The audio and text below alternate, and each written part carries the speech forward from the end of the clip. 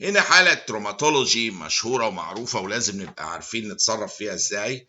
ان واحد جاي عنده 27 سنة هو درايفر في كار اكسيدنت، اتضرب بتراك، كوليجن وذ تراك، وجاي على الريسسيتيشن روم. في اثناء الارايفل هي is complaining of severe left chest pain. وصل الاي ار لقينا ديسنيك، بريثلسنس جامده وتاكيكارديا وهايبوتنشن. يبقى في شيست بين وديسنيا جامده وتاكيكارديا وهايبوتنشن وريديوسد اير انتري في الليفت لانج. ومش كده وبس، تراكيه ديفيتد تو ذا رايت. يعني هو مش ناقص غير يقول دي حاله تنشن هيموثوركس، يعني حاله في تروما يعني تشيست بين، diminished air entry، تاكيكارديا، لان التنشن هيموثوركس بيضغط على الهارت، هيفعصه يعمل تاكيكارديا جامده جدا، لانها وفي نفس الوقت من الهايبوكسيا بيحصل تاكيكارديا، زائد انه ضاغط على القلب عامل هايبوتنشن جامد جدا. مع الشيست بين مع diminished air entry تراكيه شيفتد. في هذه الحالات لما بيقول لي وات از يور نيكست ستيب، النكست ستيب بالنسبه لي ان انا انقذ عمره الاول وبعد كده افكر. فانا انقذ عمره بان انا انسيرت وايد بور نيدل، تتحط هنا اهوت كده فين؟ في السكند انتركوستال سبيس، يعني above الثيرد ريب. اهو ده الفيرست ريب، سكند ريب، ثيرد ريب. الفيرست ريب تحت الكلافيكل اهو، وادي الفيرست سبيس، سكند سبيس. هدخل في السكند سبيس فين؟ في الميد كلافيكولار لاين بوايد بور نيدل immediately، وبعد كده نبدا نفكر. فهي دي immediately تنقذ الموقف. مش تقول لي اكس راي بقى وتقول لي مش كل ده غلط. ده في الحاله دي لازم على طول ادي النيدل اهي في السكند سبيس اباف الثيرد ريب على طول بتتاخد. ادي الفيرست ريب، فيرست سبيس، سكند ريب، سكند سبيس، وهكذا. فانت بندخل فوق الثيرد ريب، وخدوا بالكم الاولاني مستخبي هنا تحت الكاف في الانتيريور في الميد كلافيكولار لاين. هنروح داخلين بالنيدل دي في اللحظه دي، هي اللي تنقذ عمر هذا العيان. insert wide bore needle او كانيولا في السكند انتركوستال سبيس عشان افضي الهواء اللي ببريشر ده، كانه بالونه بتضغط، هفضي هذه البالونه. هنا عندي 27 years old gravida 1 para 0 في ال 15 weeks of gestation, has history of chronic hypertension. She presents في ال first prenatal visit.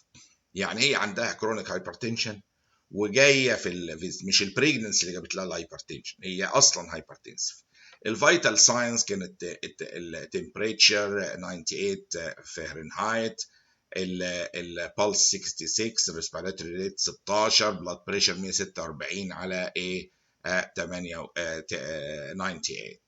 She stopped taking her blood pressure medication 6 weeks ago when she found out that she was pregnant. لما عرفت انها pregnant من نفسها بطلت الميديكيشنز، قالت لك لحسن تبقى تيراتوجينيك او حاجه. of the following medications or which one of the following medications، يعني يقصد معذره في structure ده بقول انا بحل اسئله، يعني بساعد في اسئله غيري محطوطه فهم حاطينها بالطريقه دي. يعني ايوه which one of the following medications is the best choice for treating chronic hypertension in pregnancy. يعني هي باختصار البريجننسي اسوشيتد هايبرتنشن ممكن يكون حاجه حاصله بسبب البريجننسي واثناءها زي توكسيميا في بريجننسي مثلا، او واحده هايبرتنسف مسبقا وبقت بريجننت. في هذه الحاله في القواعد اللي احنا بناخدها برضو في الطب اثناء الحمل، علاج الهايبرتنشن في كذا حاجه according للامريكان كولج اوف جاينيكولوجي.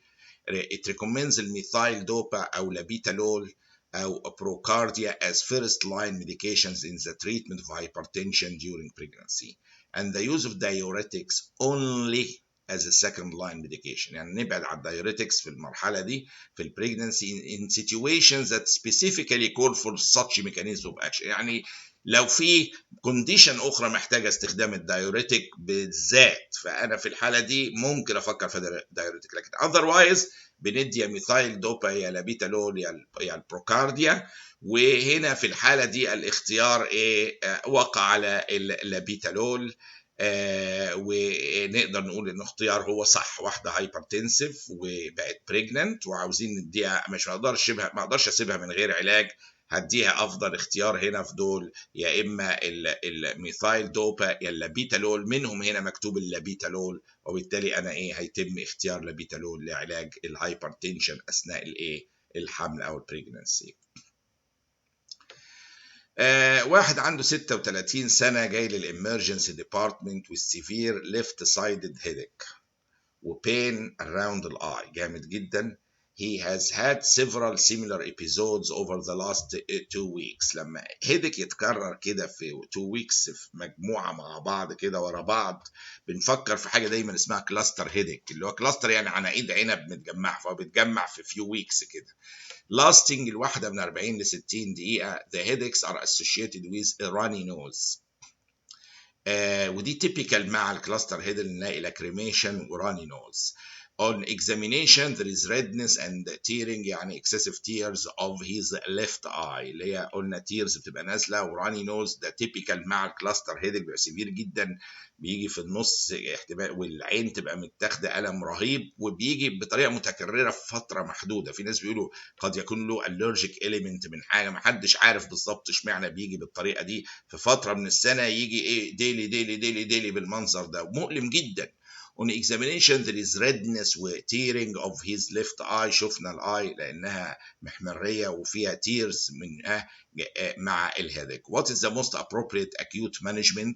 هو في هذه الحالة احنا شخصنا ان دي كلاستر هيدك. لما بنقول كلاستر هيدك، ده العلاج الاكيوت اتاك بتاعته لازم يبقى معروفة على طول ومن دون تفكير، الا وهي هاي فلو اكسجين.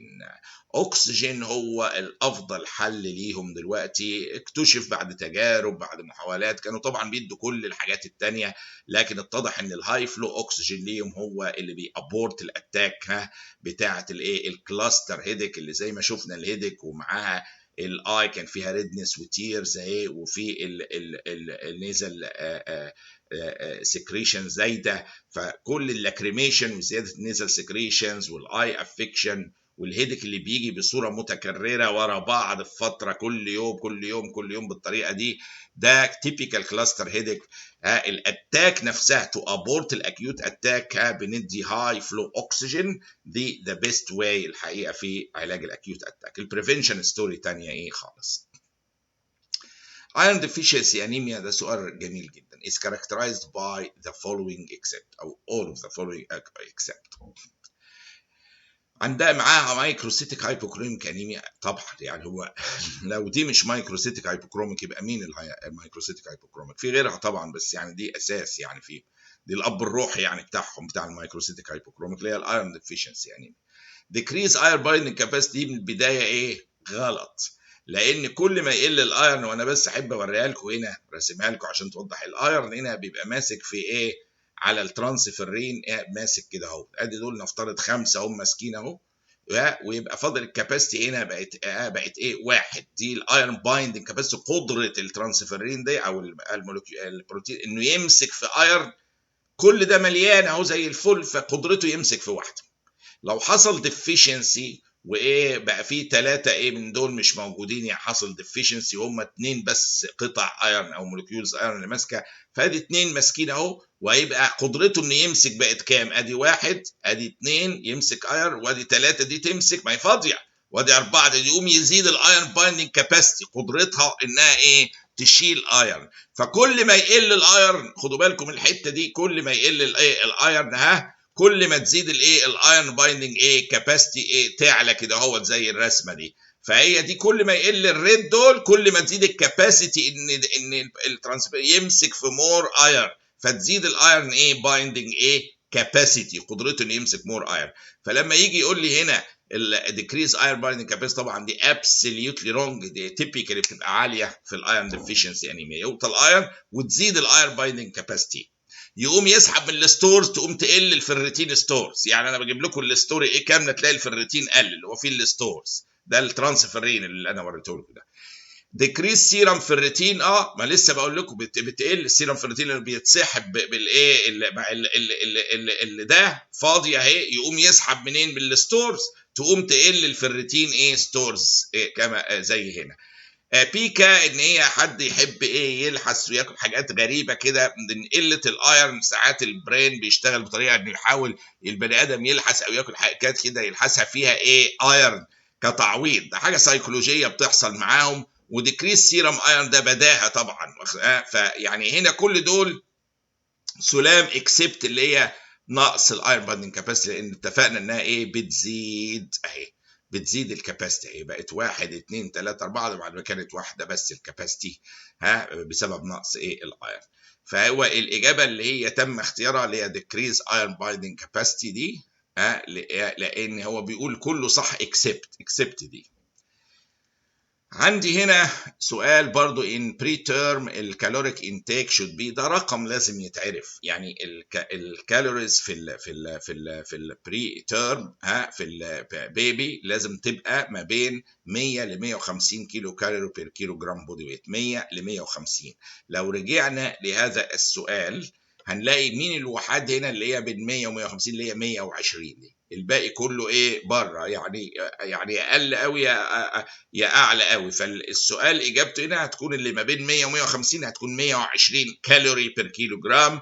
وبنكررها تاني، البري تيرم نيونيت محتاج قد ايه؟ 100 لكام؟ ل 150 كيلو كالوري بير كيلو جرام بودي ويت. ورقاز التيرم نيونيت بيحتاج 100 ل 120 بس، لكن البري تيرم بيحتاج ايه؟ من 100 ل 150 الرينج بتاعهم. ودي هي دي اجابه هذا السؤال. وننتقل للاسئله القادمه باذن الله.